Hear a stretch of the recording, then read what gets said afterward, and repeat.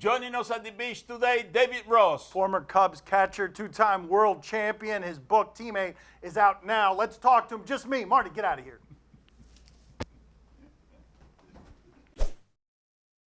What can you tell us about your upbringing? What would you point to and say, that was the thing that was most responsible for shaping me?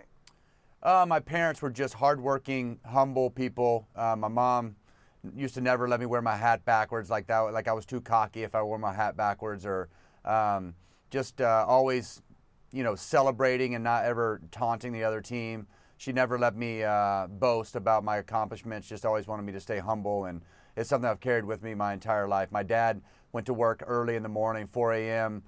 He ran a meat company and, would always pick us up from school. He was up at the crack of dawn. I worked for him some summers when I was out of school and learned what hard work was, but they were always there if I went on trips to baseball games. They were always the one driving us all, and very supportive, always had my back, very loving. I feel like I could pick up the phone at any time in my life, really, to this day, and ask, if I was in Russia stranded, I would pick up the phone and call my parents, and they'd find a way to come get me. I read that your father drove an extra 30 minutes when your mother was in labor with you because the hospital there was a little bit cheaper. What do you remember about the financial struggles when you were young?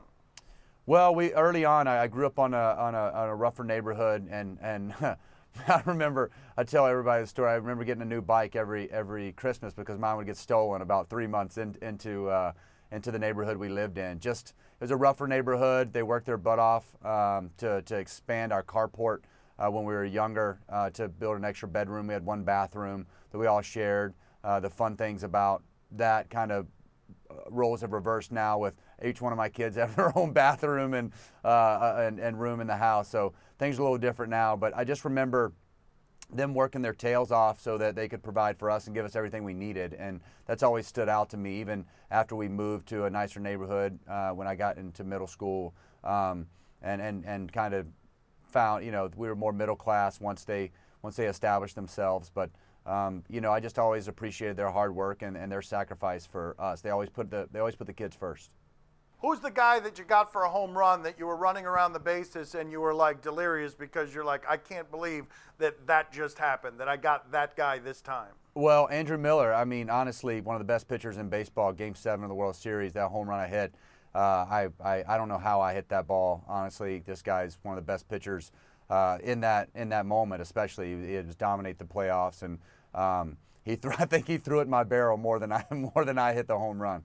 Who's a guy that you faced and you got into the batter's box and you were like, I have no chance here. I am going to swing, I'm going to come up here, but I'm going to go back to the dugout of failure? Mariano Rivera, the most dominating at-bat I've ever had. The guy, I really felt like I had no shot. Like, my at-bat was over, and I felt like, okay, well, that's why he's the best, because I had zero chance. Have you ever had to be separated from a teammate? Has that ever happened in your career where there was something? Yeah, what happened? Go ahead, give that story up. I was in AA, and a guy by the name of Eric Young had a perfect game through 6, and we come out for the 7th, and there's a little guy that I had played with named Mike Metcalf who was leading off the inning, and Young was really a fastball slider guy, and he shook the first pitch of this at bat. For some reason, he wanted to throw a changeup, so he shook me off, and I walk out and talk to him. I was like, "Hey, what, you want to throw a changeup? Why do you want to throw a changeup? That's your worst pitch. Like, this guy can't. He's a little bitty guy. Like, let him put it in play." He's like, "No, I want to throw my changeup.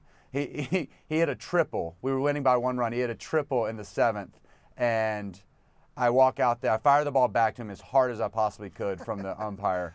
And I walk out there. I fired it back to him. I walk out there and just dropped "You're an effing idiot," and he didn't like that too much. And we got in the dugout and we met face to face. And the manager took us both out of the game and ripped us a new one in the locker room. It was an ugly scene. But that's like a Crash Davis, Nuke LaLoosh situation. He was throwing a perfect game because of the game you were calling. What's he doing, shaking you off? Why is he shaking me off? I'm all about shaking me off if you're a pitcher and you got confidence in it. But that's why I walked out there disgusted, like, hey, probably not the best time to do this. And he was sticking to his guns, and it did not work out for us. Well, Arrieta, you caught Arrieta's no-hitter. Did he shake you off, or he wasn't doing a lot of shaking you off? He shook me off. He actually shook me off more the later the game went, because he was shaking to a lot of heaters. He felt good on his fastball, and I was said after that, like, I felt like he was walking me through it more than I was walking him through it. Well, so why weren't I've been you on both offended sides. that time? Why weren't you offended that time? It's because Arrieta can dust the floor with you. That's why Arrieta's big.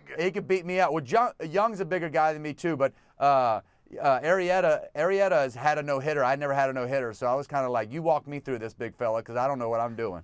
David, Poppy wants a crack at you. What do you got, Poppy? Yes, David, I heard that your son Colt is also a catcher. Do you give him a lot of tips?